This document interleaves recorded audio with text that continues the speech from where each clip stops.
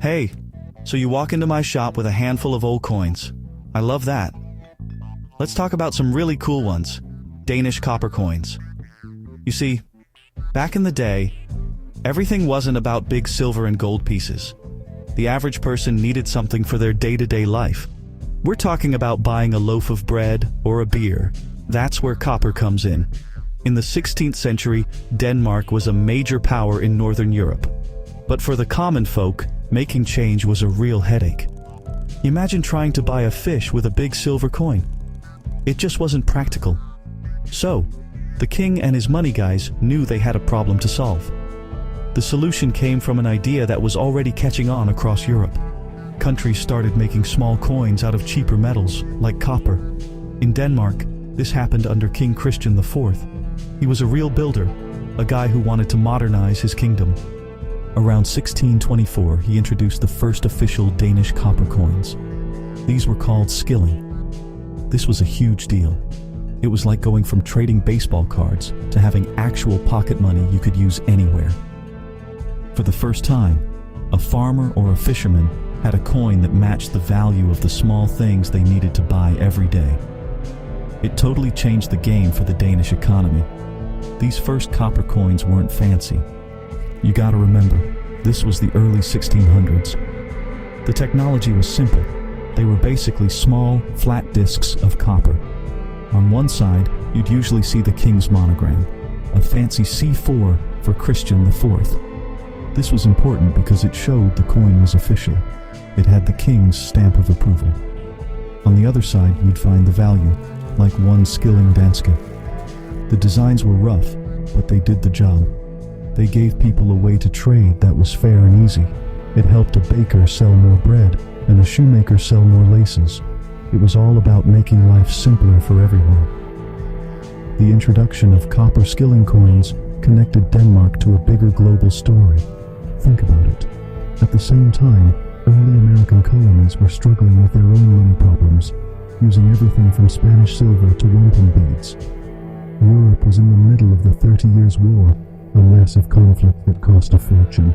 Kings everywhere needed money to pay their armies. Making cheap copper coins helped them stretch their budgets. So when you hold one of these old Danish copper pieces, you're not just holding a coin, you're holding a piece of history that reflects the economic challenges and solutions of an entire era. It's a story of how governments learned to make money work for the little guy. Now, here's where it gets interesting. Coins are like little history books. You look at them and they tell you what was going on at the time. In Denmark, wars had a huge impact on copper coins. Take the Napoleonic Wars in the early 1800s. Denmark found itself in a real tough spot. The British bombarded Copenhagen in 1807 and basically sank the Danish fleet.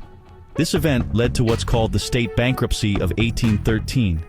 The country was broke. I mean, flat broke. The government was desperate for cash and they couldn't afford to make coins out of silver or gold anymore. So what did they do? They cranked out tons of copper coins.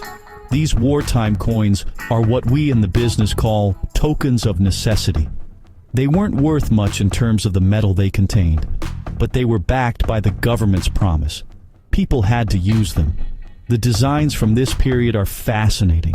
They were often made in a hurry, so the quality can be all over the place.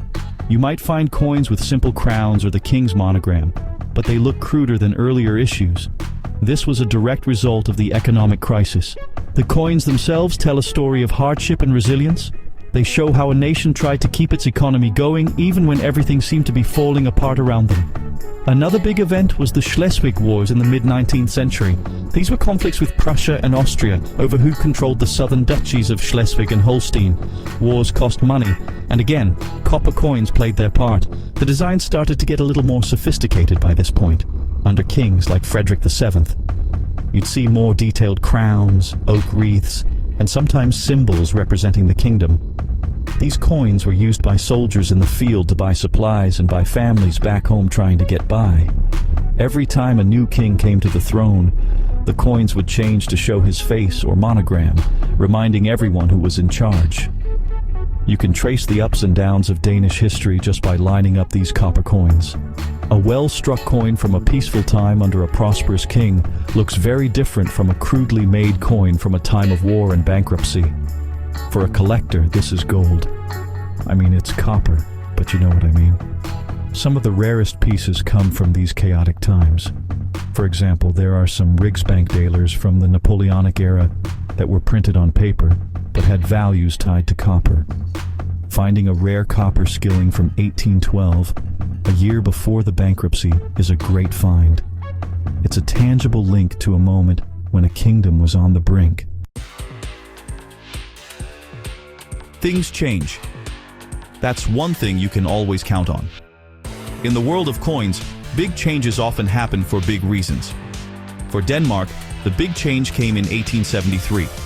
The country decided to join the Scandinavian Monetary Union with Sweden. This was a huge deal. Think of it like the euro, but for Scandinavia in the 19th century. This union meant they had to completely change their money system. Out went the old skilling, and in came the new krone. And the krone was divided into 100 ore. This is the system Denmark still uses today. The copper coins had to change along with it. So the old copper skilling coins were retired, and new copper ore coins were introduced. We're talking about 1 ore, 2 ore, and 5 ore pieces. These were the new coins for everyday folks. The designs also got a major facelift. The coins became more standardized and modern looking. Under King Christian IX, who was famously known as the father-in-law of Europe, the new ore coins featured his monogram on one side. The other side showed the value, the word ur, and a dolphin and barley stalk. This was a cool symbol. The dolphin represented the sea, and the barley represented the land, showing Denmark's connection to both. It was a beautiful and simple design. This new system lasted for a long time, but the world kept changing. 2 world wars in the 20th century put a massive strain on resources. Copper, like other metals, became super important for the war effort. It was used for shell casings and wiring.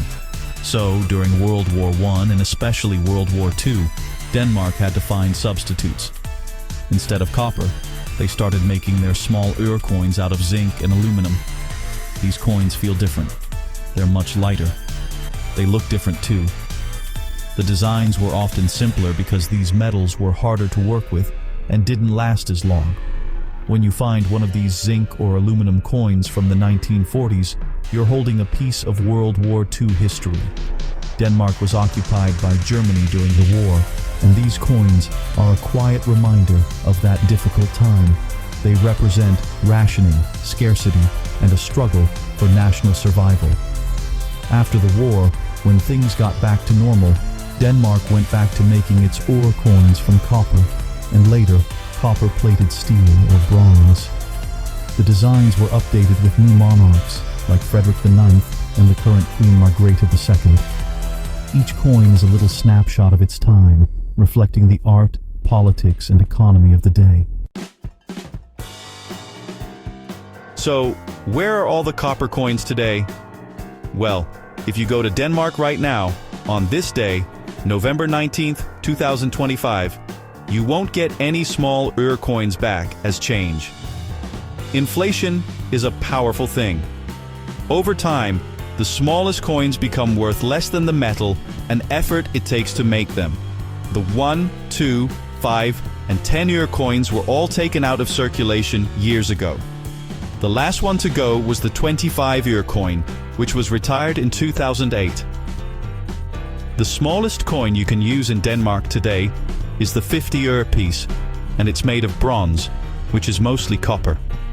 So in a way, the spirit of the copper coin lives on. But just because they're not in cash registers doesn't mean they're gone. Far from it. This is where guys like me come in. Old Danish copper coins are incredibly collectible. People love them because they tell a story you can afford. You can buy a 200-year-old copper skilling from the Napoleonic Wars for a few bucks. It's an amazing way to own a piece of history without breaking the bank. Of course, some are very rare and valuable. A perfect condition copper skilling from Christian IV's time, or a rare pattern coin that was never circulated. Those can be worth a lot of money. You never know what might come through the door. What makes them so appealing, especially to an American collector, is how they connect to history we already know. We learn about the Vikings, the Napoleonic Wars, and World War II. These coins are artifacts from those exact moments. Holding a Danish coin made of zinc from 1942 makes the story of the German occupation of Europe feel much more real. It's something you can touch. It's different from just reading about it in a book. It creates a personal connection to the past. And that's what collecting is all about. It's about the stories behind the stuff. In the end, the journey of Danish copper coins is a fantastic story. It starts with a king trying to make life easier for his people and ends with a global community of collectors trying to preserve that history. These coins have survived wars, economic collapse, and the march of time. They've been in the pockets of soldiers, farmers, merchants, and kings. Each little scratch and bit of wear on an old coin is part of its journey. So next time you see an old, dark copper coin from Denmark, don't just pass it by.